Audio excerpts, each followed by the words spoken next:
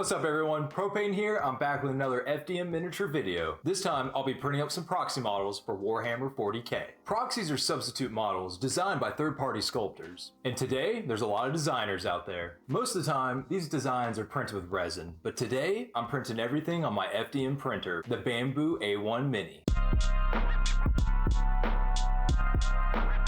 Alright, to start off, let's go over today's models.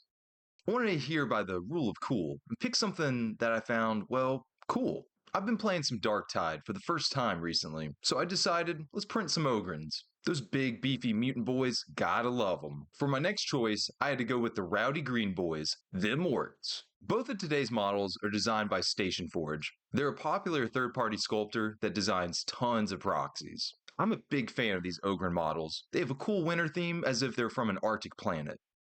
The Orcs I'll be printing all have different themes, but the WOG is all the same. Let's go over the print settings real quick.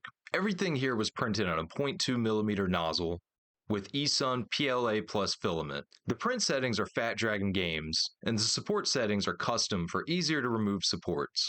Both these settings I go over in a previous video, so check that out. This filament is by far one of my favorites, and it's my most used to print minis. If you'd like to get your hands on it, why not use my affiliate links down below? Or not. Either way, it's still cool to me. It'd be a lot cooler if you did.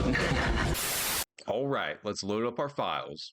Both the Ogrins will be printed in multiple parts, with the bodies and arms being separate. Each Ogrin will take an average print time of 6 hours, and has an average material cost of 22 cents.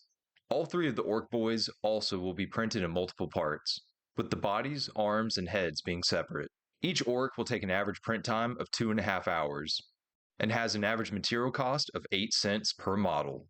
Once everything is printed up, I start to cut the supports with the clipper tool.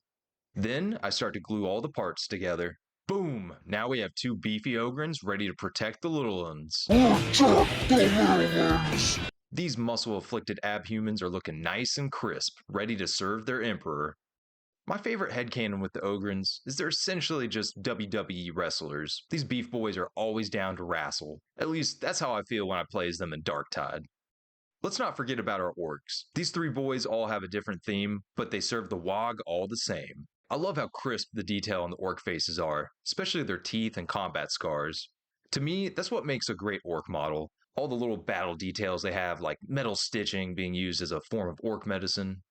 Together, these models just look perfect next to one another. It just makes me wonder who would win, 3 Orc boys or 1 angry Ogrin. My money is on the Ogrin. I'm super happy with how these little dudes came out, and look forward to trying out other third-party proxy sculpts. Now, something I always hear when I show off my FDM prints is how well do they paint? These videos are harder to make when I include painting, just due to the time it takes. And that's something I tried to do in my recent videos. I try to include a painting portion just to show how possible FDM printed minis really are. So in this video, I'm only able to paint up one model to showcase. Today, I'm using Vallejo and Citadel paints. Now, I'm not the best painter, and I'm still learning, but I'm excited to get this Orc boy painted up. Alright, after priming in flat black, we're going to start with Vallejo's Dark Forest Green to paint the skin. Then, I'm going to put down some Vallejo Black on the pants and boots. I'm using Citadel's Corn Red for the weapon trim and loincloth areas. Then, we're using Vallejo Leather Brown for the rope and armor straps. Next is Vallejo's Bone White for the, well, you guessed it, the bones and teeth. Then, we're using Citadel's Lead Belcher for the weapon and armor areas.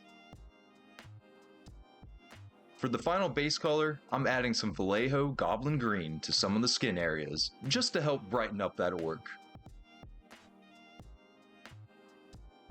Now, we're ready for the washes. I'm starting with Agrax Earthshade, and applying this everywhere except for the metal portions. Then, it's on to Nuln Oil for the remainder of the model. Once done with the washes, I want to add a last little detail. I'm using Skaven Blight Dinge to paint over the black pants and boots, just to help brighten and degloss the black. Boom! And we are complete! We have a painted up Orc boy ready to wog his little heart out. Look out, Ogrins, because this Orc boy is all jazzed up and ready for battle. I'm a big fan of these sculpts, and super happy with how they turned out all on this FDM printer. I can't wait to try out Proxy sculpts by other designers. If there's any Proxy designers you're a big fan of, let me know in the comments. I'm always looking for new models to test print on this Bambu A1 Mini. If you enjoyed this video, please be sure to like and subscribe. If you're new here and enjoy FDM printed minis, be sure to check out some of my recent videos. And if you made it to this part of the video, thank you so much. I greatly appreciate it. Be sure to join our Discord, and as always, thanks for watching.